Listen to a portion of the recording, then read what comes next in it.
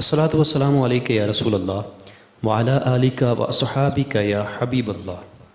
پیارے اور محترم اسلامی بھائیوں، بعض اعمال محنت و استعمال وقت کے اعتبار سے نہایت مختصر لیکن انعامات و فضائل کے اعتبار سے بے حد عظیم ہوتے ہیں۔ ایسے اعمال کے ذریعے اپنی آخرت کو بہتر سے بہتر بنانے کے لیے عملی اقدامات کرنا سمجھداروں کا طریقہ ہے۔ اللہ تعالیٰ کا ذکر اور اس کی کثرت کرنا بھی ایک ایسا ہی عمل ہے، کیونکہ اس میں صرف زبان استعمال کرنی ہوتی ہے، نیز کسی خاص مقام پر بیٹھنا بھی شرط نہیں، بلکہ چلتے پھرتے بھی کیا جا سکتا ہے۔ ہاں، بدبودار مقام پر ادب کے تقاضے کے تحت احتیاط واجب ہے۔ اس عمل پر دوام و استقامت کے لیے ان فضائل کو سننا اور ذہن میں محفوظ رکھنا بے حد مفید رہے گا کہ جو وقتاً فوقتاً ہمارے پیارے پیارے آقا صلی اللہ علیہ وآلہ وسلم اور دیگر اکابرین اسلام رضی اللہ تعالی عنہم نے بیان فرمائی ہیں۔ دل کو اس جانب مائل کرنے کے لیے ہم بھی چند فضائل سنتے ہیں، تو سماعت کیجئے۔ یہ عمل تمام فکریں دور کر دیتا ہے، جیسا کہ کسی حکیم کا قول ہے کہ 3 چیزیں تمام فکروں کو دور کر دیتی ہیں۔ نمبر 1 اللہ تعالیٰ کا ذکر، نمبر 2 اس کے دوستوں سے ملاقات، اور نمبر 3 حکماء کا کلام۔ شیطان کے واروں سے محفوظ رہنے کا بہترین ذریعہ، جیسا کہ حضرت کعب احبار رحمۃ اللہ تعالیٰ علیہ فرماتے ہیں کہ 3 قلعے انسان کو شیطانی مکر و فریب سے بچاتے ہیں۔ نمبر 1 مسجد، نمبر 2 اللہ تعالیٰ کا ذکر، نمبر 3 قرآن پاک کی تلاوت۔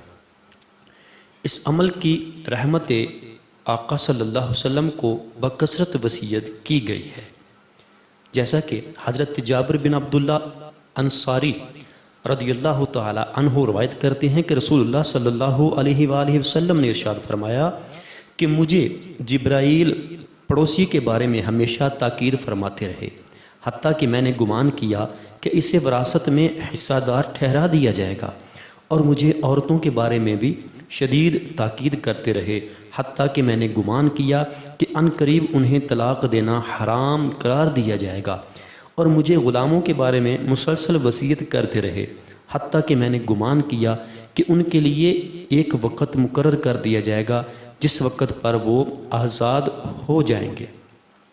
مجھے مسواک کی بار بار وصیت فرماتے رہے، حتیٰ کہ میں نے گمان کیا کہ وہ فرض کر دی جائے گی، اور مجھے باجماعت نماز کی تاکید فرماتے رہے، حتیٰ کہ مجھے گمان ہوا کہ اللہ تعالیٰ صرف باجماعت نماز ہی قبول فرمائے گا۔ مجھے رات کی نماز کی وصیت فرماتے رہے، حتیٰ کہ میں نے گمان کیا کہ رات میں سونا ہی جائز نہیں۔ مجھے اللہ عز و جل کے ذکر کی تلقین کرتے رہے، حتیٰ کہ میں نے گمان کیا کہ مجھے کوئی بھی بات اس وقت نفع نہ دے گی جب تک کہ اس کے ساتھ ذکر الہی نہ کیا جائے۔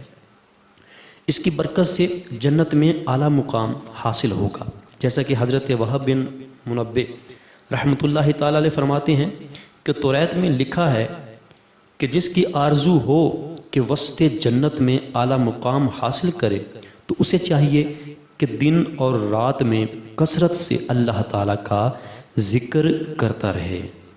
سرکار مدینہ صلی اللہ تعالیٰ علیہ وآلہ وسلم نے اس کی نصیحت فرمائی، جیسا کہ حضرت معاذ رضی اللہ تعالیٰ عنہ فرماتے ہیں کہ نبی کریم صلی اللہ تعالیٰ علیہ وآلہ وسلم نے ان کا ہاتھ پکڑا اور فرمایا، اے معاذ، اللہ کی قسم میں تجھے دوست رکھتا ہوں۔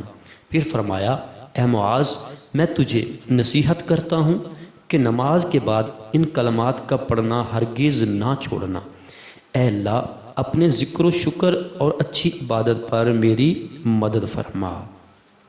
اور حضرت عبداللہ بن بصر رضی اللہ تعالیٰ عنہ فرماتے ہیں کہ ایک شخص نے عرض کیا، یا رسول اللہ صلی اللہ علیہ وسلم، بے شک مجھ پر اسلام کے بہت سے احکام لازم ہیں، آپ مجھے کوئی ایسی بات ارشاد فرمائیں جسے میں لازم پکڑ لوں۔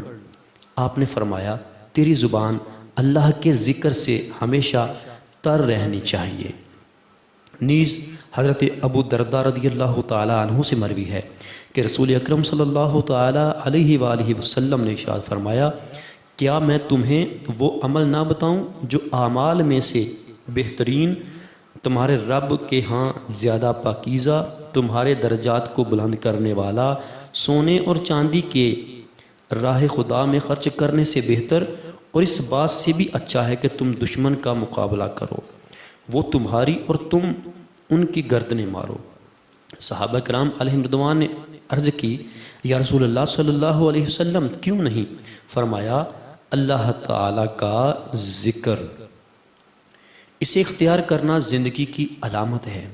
جیسا کہ حضرت ابو موسیٰ اشعری رضی اللہ تعالیٰ عنہ سے مروی ہے کہ رسول اللہ صلی اللہ علیہ وآلہ وسلم نے فرمایا کہ اپنے رب کو یاد کرنے والے اور نہ یاد کرنے والے کی مثال زندہ اور مردہ شخص کی طرح ہے۔ اس کو اختیار کرنا باعث سعادت ہے، جیسا کہ حضرت سیدنا ابو ہریرہ رضی اللہ تعالیٰ عنہ سے مروی ہے کہ سرور عالم صلی اللہ علیہ وآلہ وسلم نے ارشاد فرمایا کہ مفردون سبقت لے گئے۔ صحابہ کرام علیہم رضوان نے عرض کیا، یا رسول اللہ صلی اللہ علیہ وآلہ وسلم مفردون کون ہیں؟ آپ نے فرمایا، اللہ تعالیٰ کو کثرت سے یاد کرنے والے مرد اور عورتیں۔ ذکر اللہ کرنے والوں سے اللہ تبارک و تعالیٰ خوش ہوتا ہے، جیسا کہ حضرت امیر معاویہ رضی اللہ تعالیٰ عنہ فرماتے ہیں کہ رسول اکرم صلی اللہ علیہ وآلہ وسلم اپنے صحابہ رضی اللہ تعالیٰ عنہم کی ایک مجلس کے پاس تشریف لائے اور دریافت فرمایا، تم یہاں کیوں بیٹھے ہو؟ انہوں نے عرض کی، ہم اس لیے بیٹھے ہیں کہ اللہ تعالیٰ کا ذکر کریں اور اس بات پر اس کی حمد کریں کہ اس نے ہمیں اسلام کی ہدایت عطا فرمائی اور اس کے ذریعے ہم پر احسان کیا۔ نبی کریم صلی اللہ علیہ وسلم نے فرمایا، کیا حلفاً کہتے ہو کہ تمہیں اس بات نے بٹھایا ہے؟ صحابہ کرام رضی اللہ تعالیٰ عنہم نے عرض کی، باخدا ہم اسی مقصد کے لیے بیٹھے ہیں۔ آپ نے فرمایا، میں نے تہمت باندھتے ہوئے تم سے قسم نہیں لی، لیکن میرے پاس جبرائیل علیہ السلام آئے اور انہوں نے مجھے بتایا کہ اللہ تعالیٰ فرشتوں کے سامنے تم پر فخر کرتا ہے۔ تو پیارے ناظرین، آپ نے سماعت کیا کہ اللہ تعالیٰ کا ذکر کرنے کے کتنے فضائل ہیں، کتنی برکتیں ہیں، کتنی نعمتیں ملتی ہیں، کتنی رحمتیں ہوتی ہیں اللہ تعالیٰ کا ذکر کرنے کے سبب۔ تو پیارے محترم ناظرین، ہم اللہ تعالیٰ کا ذکر کرنے کا ذہن کس طرح بنا سکتے ہیں؟ ہمیں یہ ذہن کس طرح ملے گا کہ ہم اللہ تعالیٰ کا ذکر کریں؟ کیا ہم لہو و لعب میں کھیلتے ہوئے، بازاروں میں گھومتے ہوئے، ان لوگوں کے ساتھ بیٹھنے سے جن کو نماز کی کوئی فکر نہیں ہے، جن کو کبھی ذکر کرتے ہوئے نہیں دیکھا، ان لوگوں کے پاس بیٹھیں گے تو کیا آپ کو اس طرح کا ذہن ملے گا؟ نہیں ملے گا۔ اگر آپ چاہتے ہیں کہ آپ کو اس طرح کا ذہن ملے کہ آپ اللہ کا ذکر کرتے رہیں، ہر وقت آپ کی زبان اللہ کے ذکر سے تر رہے، تو اس کے لیے آپ کو نیک بندوں کی صحبت اختیار کرنی پڑے گی۔ نیک بندوں کی صحبت میں بیٹھیں گے تو اللہ کی رحمتیں آپ پر نازل ہوں گی، آپ کا ذہن بھی بنے گا کہ ہم بھی اللہ کا ذکر کریں۔ نیک لوگوں کی صحبت میں بیٹھیں تو انشاءاللہ آپ کو ذکر کرنے کی توفیق حاصل ہو جائے گی۔ تو نیک لوگ کون ہیں؟ نیک لوگ اللہ کے ولی ہیں۔ نیک لوگ آپ کے محلے کی مسجد کے امام صاحب اور نمازی ہیں۔ نیک لوگوں کے پاس بیٹھیں گے تو انشاءاللہ آپ کا دل بھی کرے گا کہ ہم بھی ذکر اللہ کریں۔ تو آئیے میں آپ کو بتاتا ہوں کہ بہت ہی اچھا اور بہت ہی پیارا ماحول جو مدنی ماحول ہے دعوت اسلامی کا، مہکا مہکا مشکبار مدنی ماحول، جس کے اندر لوگ بکثرت قافلوں میں سفر کرتے ہیں اللہ تعالیٰ کا ذکر بلند کرنے کے لیے، نیکی کی دعوت دینے کے لیے۔ تو آپ بھی شرکت کیجئے اور ڈھیروں نیکیاں اور ثواب دارین حاصل کیجئے۔ جی محترم ناظرین، امید ہے آج کی یہ ویڈیو آپ نے مکمل دیکھی ہوگی اور آپ کو بہت کچھ سیکھنے کو، بہت کچھ معلومات حاصل ہوئی ہوگی۔ اگر آپ اس طرح کی مزید ویڈیو دیکھنا چاہتے ہیں تو ہمارے چینل فیضان حدیث ٹی وی کو سبسکرائب کیجئے اور ساتھ ہی بیل نوٹیفیکیشن کو دبا دیجئے تاکہ ہماری روزانہ کے طور پہ آنے والی نئی ویڈیو آپ تک جلد سے جلد پہنچ سکے۔